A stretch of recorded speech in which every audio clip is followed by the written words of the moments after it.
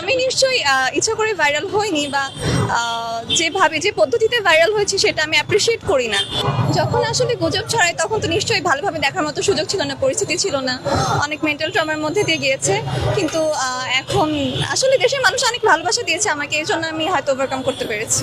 না, আমি নিশ্চয়ই ইচ্ছা করে ভাইরাল হইনি বা যেভাবে যে পদ্ধতিতে ভাইরাল হয়েছে সেটা আমি অ্যাপ্রিসিয়েট করি না, এই জন্য আমার অনুভূতি সেটা নিয়ে আসলে খুব একটা ভালো না। আসতেই পারতো, তখন যে আসেনি বা তখন যে আমি হুমকির সম্মুখীন হইনি এটা আপনি কিভাবে জানেন? আমি কিন্তু পরবর্তীতে আসতে পারিনি, হয়তো ঢাকায় থাকতে পারিনি, অনেক ধরনের অনেক ঝামেলার সম্মুখীন হয়েছি। তো দেশ যদি স্বাধীন না হতো, যারা আন্দোলন করেছে তাদের অনেকেই ঝামেলায় পড়তো, তাদের মধ্যে হয়তো বা আমিও থাকতে পারতাম। নতুন সরকারের কাছে দাবি জানাই যেন তারা সাধারণ মানুষের বাক স্বাধীনতা হরণ না করে, সাধারণ মানুষের যে অধিকার, মৌলিক অধিকার, সেগুলো যেন তারা ফিরিয়ে দেয়। দেশ যেন আগের মতো পরিস্থিতিতে ফিরে না যায়। যদি এই দেশের মানুষ প্রতিবাদ করতে ভুলে যায় তাহলে হয়তো কায়েম হতে পারে, কিন্তু আমরা দেখছি যে দেশের মানুষ এখন তাদের অধিকার নিয়ে সচেতন, তারা কথা বলতে শুরু করেছে। তো আমি আশা করি, মন থেকে আশা করি যে দেশ যেন আবার সেই পরিস্থিতিতে না চলে যায়।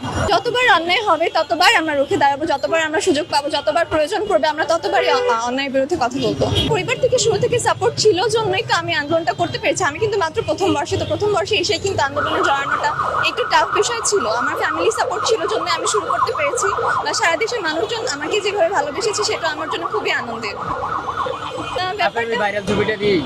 হ্যাঁ, অনেকে আসলে অনেক ধরনের গুজব ছড়ানোর চেষ্টা করেছে আমার বিয়ে হয়নি বা কিছুই হয়নি, আমি মারাও যাইনি, এটা শুধু একটা গুজব ছিল। যেভাবে আসলে দেখার কিছু নেই, আমার তো ওখানে বলার কিছু ছিল না বা সুযোগও ছিল না, এইটাই। আমি খুবই সাধারণ একজন মানুষ, এরকম অনেকে আছে, এটা নিয়ে আসলে এক্সাজারেট করার কিছু নেই। একটা কোশ্চেন, সেটা যখন শুনছিলেন যে ফেসবুকে যে আপনি মৃত্যুবরণ করেছিলেন, তখন আপনার ফিলটা কেমন হয়েছিল? যে আসলে আমি আসলে খুব এভাবে ভেবে দেখিনি, যেহেতু শুরুতে ছোট্ট পরিসর থেকেই শুরু হয়েছে, কিন্তু আমার ফ্যামিলি খুব মন খারাপ করেছিল। যেহেতু আমি বাসায় ছিলাম এই জন্য তারা হয়তো নিশ্চিন্ত ছিল, যদি আমি ঢাকায় থাকতাম তারা তো এটা থেকে খারাপ কিছু ভাবতে পারতো। তো বাসার লোকজনের বেশি টেন্স ছিল, বা আমার কাছের মানুষজন, আত্মীয় স্বজন, এটা নিয়ে আর কি। আমার বাসা থেকে কোনো প্রেশার ছিল না, আমার বাসা থেকে সবসময় চেয়েছে যেন আমি অন্যায়ের বিরুদ্ধে কথা বলি, সেরকম সাপোর্ট ছিল জন্যই হয়তো আমি আন্দোলনে আসতে পেরেছি।